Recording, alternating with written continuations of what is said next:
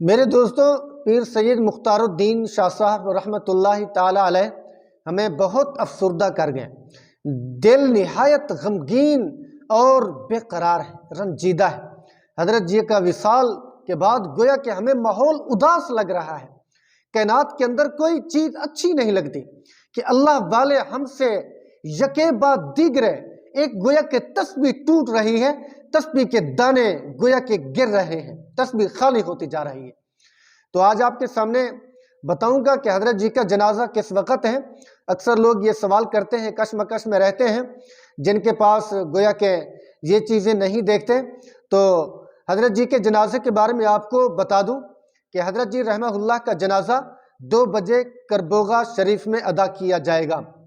تو اس کے ساتھ ساتھ جنازہ کون پڑھائے گا؟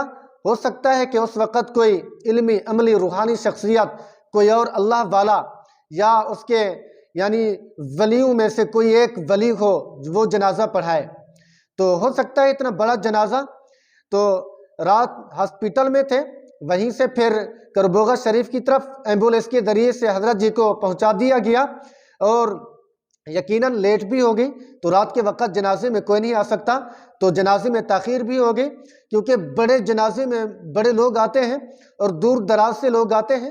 جو دور سے آنے والے ہیں ان کی خدمت میں گزارش کرتا ہوں کہ وہ بروقت آنے کا انتظام کریں۔ جو بہت زیادہ دور سے ہیں وہ دیکھ لیں کہ 2 بجے تک پہنچ سکتے ہیں یا نہیں، کیونکہ جنازہ 2 بجے رائٹ ٹائم انشاءاللہ شروع ہو جائے گا۔ تو اکثر لوگ پھر دیر سے روانہ ہوتے ہیں، جس کی وجہ سے ان کے لیے مسئلہ بنتا ہے، اور راستے میں ہوتے ہی ادھر جنازہ ہو جاتا ہے اور پہنچنا مشکل ہو جاتا ہے۔ جو دور دور کے مریدین خلفاء ہیں وہ بروقت روانہ ہو جائیں، دیکھ لیں کہ ہم پہنچ جائیں گے یا نہیں پہنچیں گے، اس کے مطابق وہ تیاری کر لیں۔ اور جنازہ ہو سکتا ہے ظہر کی نماز کے بعد پڑھیں گے بھی ظہر کی نماز کے بعد۔ ظہر کی نماز ادھر مدرسے پڑھیں گے، اس کے بعد جنازے کی ترتیب بنے گی۔ تو 2 سے 2:30 شاید نہیں ہوں گے، 2 بجے ہی ریٹم جنازہ ہو جائے گا، مجھے ایسے لگ رہا ہے۔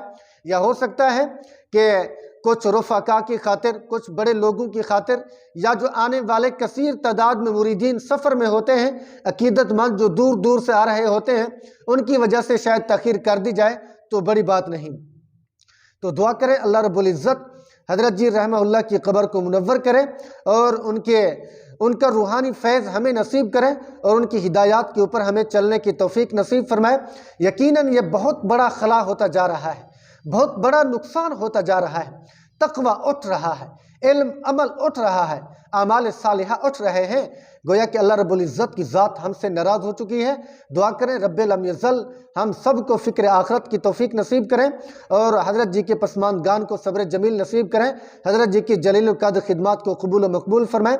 رب کریم ہم سب کو حضرت جی کے نقش قدم پر چلنے کی توفیق نصیب فرمائیں۔ السلام علیکم ورحمۃ اللہ وبرکاتہ۔